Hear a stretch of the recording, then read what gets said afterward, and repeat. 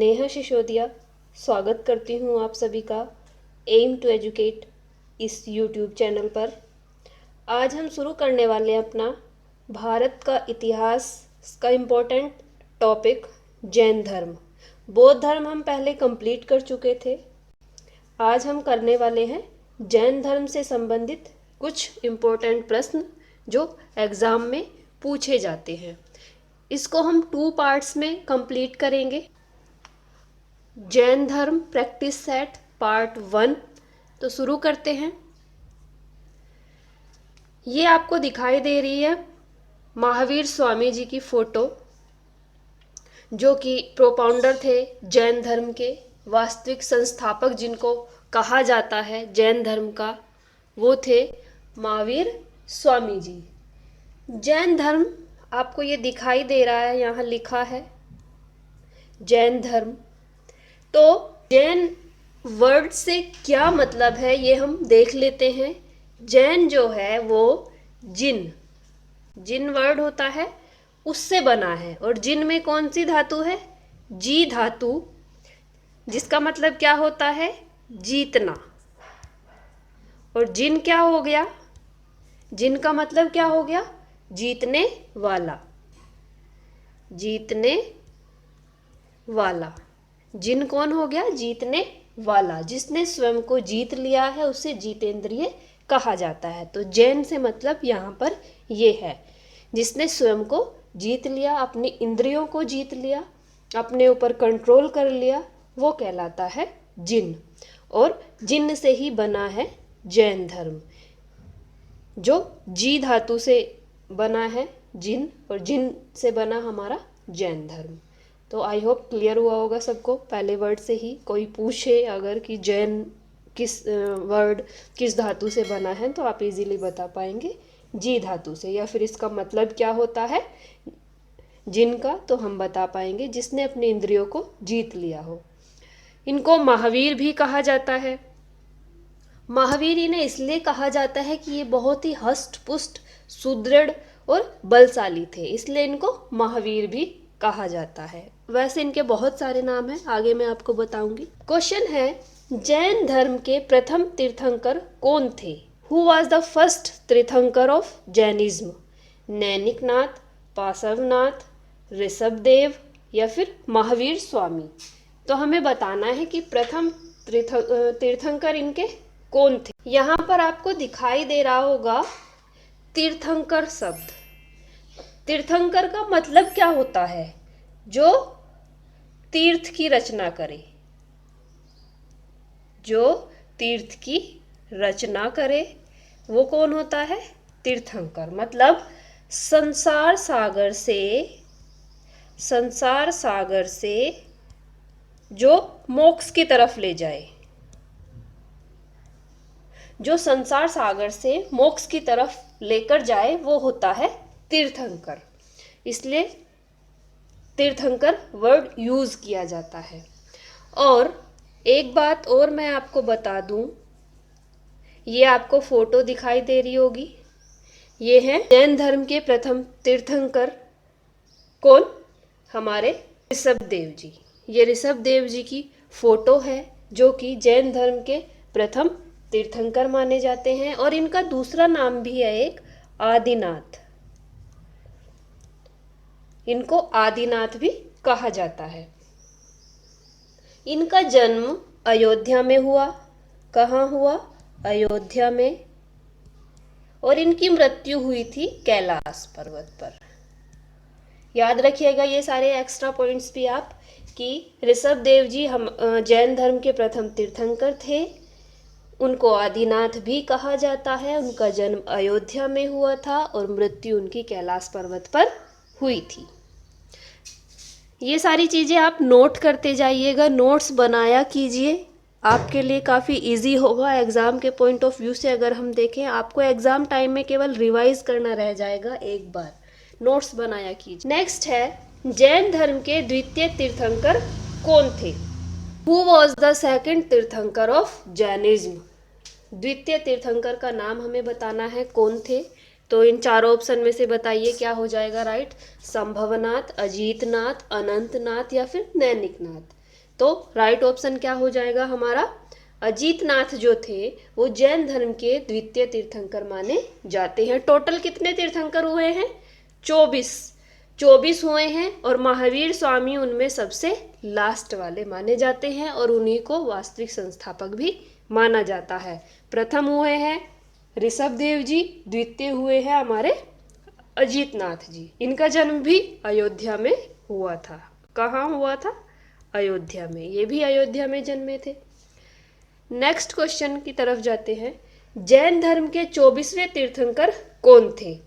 Who was the 24th तीर्थंकर of Jainism? Ajitnath, Parshvanath, Mahavir Swami या फिर ऋषभ देव? तो कौन थे? ये तो सब इजीली बता पाएंगे। महावीर स्वामी 24वें तीर्थंकर माने जाते हैं और वास्तविक संस्थापक भी यही थे जैन धर्म के। इन्होंने अहिंसा पर बहुत बल दिया था, अहिंसा को सबसे ऊंचा नैतिक गुण बताया, और इनका जो जीवन था हमेशा त्याग और तपस्या से ओतप्रोत रहा है महावीर स्वामी जी का। ये चीजें भी आप ध्यान रखिएगा। नेक्स्ट क्वेश्चन है, महावीर स्वामी के पिता का क्या नाम था? Who was the father of Mahavir Swami? Rahul, Siddharth, Gopal या फिर सुसीम? इन चारों ऑप्शन में से बताना है कि महावीर स्वामी के पिता का नाम क्या था। तो राइट ऑप्शन क्या हो जाएगा हमारा, क्या था उनका नाम? सिद्धार्थ। सिद्धार्थ उनका नाम था और वो इक्ष्वाकु कुल के थे और एक क्षत्रिय माने जाते हैं।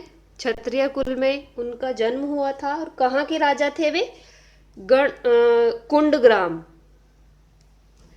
कुंडग्राम जो गणराज्य था वहां के वो राजा थे। कहाँ पे है कुंडग्राम? वैशाली में। ठीक है, ये सारी चीजें आप याद रखिएगा। नेक्स्ट है, महावीर स्वामी की माता का नाम क्या था? What was the name of Mahavir's mother? Trishla, Yashoda, Mata Devi या चेन्नम्मा? क्या नाम था उनकी माता का नाम? सिद्धार्थ की चार ऑप्शन में से हमें बताना है। तो राइट ऑप्शन क्या हो जाएगा हमारा? त्रिशला उनकी माता का नाम था। इन्हें प्रियकारिणी भी कहते हैं,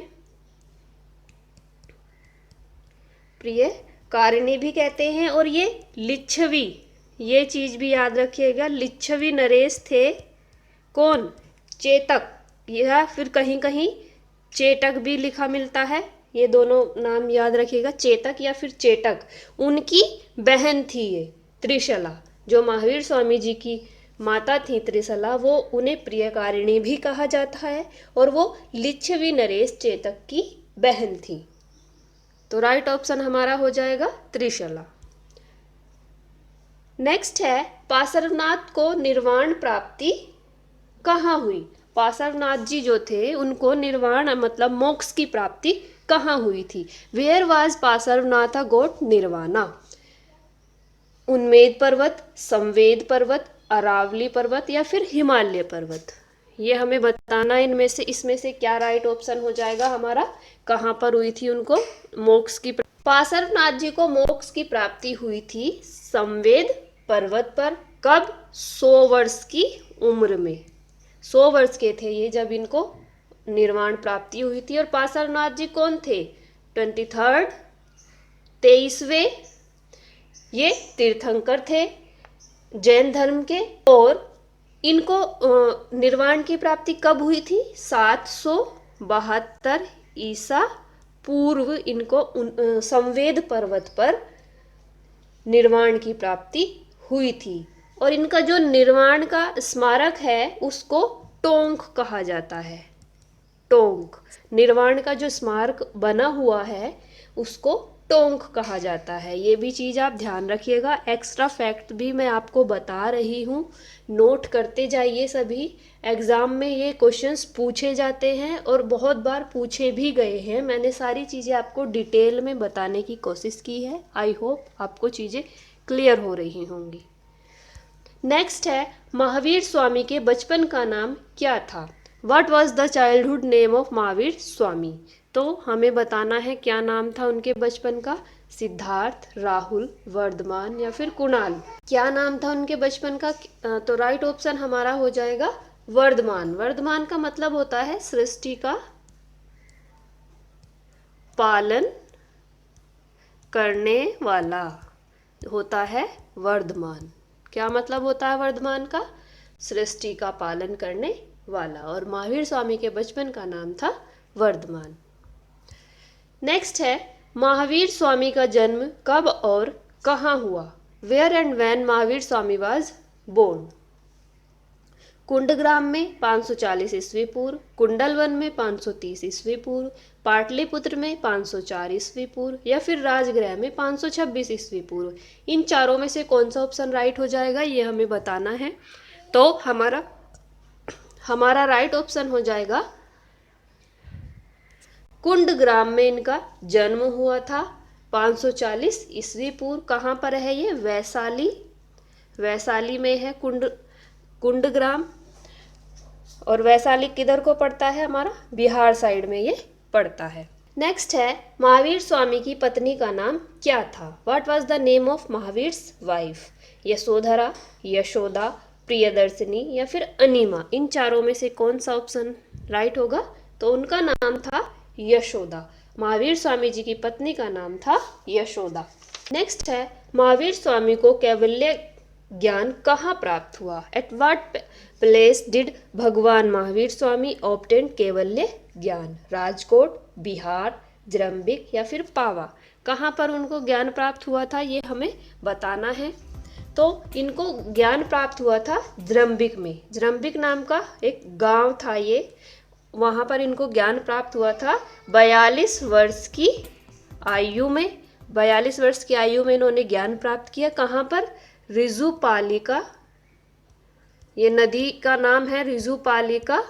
नदी के किनारे इनको ज्ञान प्राप्त हुआ था। ये भी एग्जाम में पूछ लिया जाता है कि किस नदी के किनारे इनको ज्ञान प्राप्त हुआ था। तो रिजुपालिका नदी के किनारे जरम्बिक नाम के गांव में 42 वर्ष की अवस्था में महावीर स्वामी जी को ज्ञान प्राप्त हुआ था। और कहाँ, किसके नीचे? साल वृक्ष के नीचे। साल वृक्ष के नीचे इनको ज्ञान प्राप्त हुआ था। एक ही क्वेश्चन से हमने 3-4 क्वेश्चंस के आंसर्स कलेक्ट कर लिए हैं। एक्स्ट्रा फैक्ट्स ध्यान रखिएगा जो मैं बता रही हूँ। नेक्स्ट है, महावीर स्वामी की मृत्यु कहाँ हुई? Where was Mahavir Swami died? Pawapuri, Jharkhand, Vaishali, या फिर उज्जैनी। कहाँ पर हुई थी उनकी मृत्यु, ये हमें बताना है। तो महावीर स्वामी की मृत्यु हुई थी पावापुरी में 468 ईस्वी पूर्व उनकी मृत्यु हुई थी पावापुरी में। पावापुरी किधर पड़ता है? ये बिहार साइड में ये पड़ता है। 468 ईस्वी पूर्व इनकी मृत्यु हुई थी। नेक्स्ट है, जैन धर्म के अनुसार संसार कितने द्रव्यों से निर्मित है? According to Jainism the universe is made up of how many substances, या फिर द्रव्य? 7, 6, 5, या फिर 9। कितने द्रव्यों से निर्मित है ये हमें बताना है। तो जैन धर्म जो है महावीर स्वामी जी के अनुसार 6 द्रव्यों से निर्मित है। कौन कौन से वो? जीव, पुद्गल, थर्ड है हमारा धर्म, फोर्थ है हमारा अधर्म, और फिफ्थ है हमारा आकाश, और सिक्स्थ है हमारा काल। इन 6 द्रव्यों से मिलकर हमारा संसार बना है, जो जिनकी जैन धर्म में व्याख्या की गई है। नेक्स्ट है, जैन धर्म में त्रिरत्न कौन से हैं? व्हाट आर त्रिरत्ना, या फिर ज्वेल्स भी इन्हें बोलते हैं इन जैनिज्म? सम्यक दर्शन, सम्यक ज्ञान, सम्यक आचरण, या ये सभी। तो राइट ऑप्शन क्या हो जाएगा हमारा? ये सभी जैन धर्म के 3 रत्न हैं, जिसको इंग्लिश में भी आप देख लीजिए, right faith, right knowledge, right conduct, इनको बोला जाता है। नेक्स्ट है, निम्नलिखित में से कौन पंच महाव्रत के अंतर्गत नहीं आता? Which one is not in the 5 vows of Jainism? Aparigraha, ahimsa, सत्य, या फिर वानप्रस्थ। इनमें से कौन सा पंच महाव्रत के अंतर्गत नहीं आता? तो क्या नहीं आता? इसमें से राइट ऑप्शन हमारा हो जाएगा वानप्रस्थ नहीं आता। पंच महाव्रत के अंतर्गत आता है अहिंसा, अपरिग्रह, अस्तेय, अमरसा, और एक जो महावीर स्वामी जी ने जोड़ा था वो जोड़ा था उन्होंने ब्रह्मचार्य नाम से एक जोड़ा था पंच महाव्रत, जिसको महावीर स्वामी जी ने जोड़ा था। और बाकी के 4 किसने दिए थे? ये पार्श्वनाथ जी ने ये दिए थे, ये ध्यान रखिएगा आप। एक जोड़ा था महाव्रत महावीर स्वामी ने, जिसको ब्रह्मचर्य कहते हैं, जो आजीवन ब्रह्मचारी रहते हैं वो लोग, और बाकी के 4 जो थे वो पार्श्वनाथ जी ने ही इंट्रोड्यूस किए थे। तो ये थे हमारे जैन धर्म से संबंधित कुछ प्रश्न। बाकी अभी पार्ट 2 हमारा बाकी है, उसमें और भी क्वेश्चंस हम देखेंगे क्या है जैन धर्म से इम्पोर्टेंट जो एग्ज़ाम में पूछे जाते हैं। तो बने रहिए एम टू एजुकेट के साथ, और इसी तरीके से इस लॉकडाउन में पढ़ाई करते रहिए। सिचुएशन बहुत ख़राब है, सभी लोग घर में बंद हैं, पर कोविड-19 ये कोरोना वायरस जैसी भयंकर बीमारी से बचने के लिए हमारे पास घर में बैठने के अलावा और कोई ऑप्शन है नहीं। घर में हैं तो हम सुरक्षित हैं, सेफ हैं, बस थोड़ा सा इंतज़ार, और मे बी 3 मई के बाद सिचुएशन शायद सही हो जाए, थोड़ी बहुत लॉकडाउन हट जाए। पर इन सब चीज़ों के बाद हम अपने काम तो नहीं रोक सकते हैं ना, तो पढ़ना भी ज़रूरी है, तैयारी करना भी ज़रूरी है। अगर सिलेक्शन पाना है जॉब के लिए, तो हर एक परिस्थिति के अनुसार स्वयं को ढालते हुए पढ़ते रहिए, घर पर रहिए, सुरक्षित रहिए, बने रहिए एम टू एजुकेट के साथ। धन्यवाद।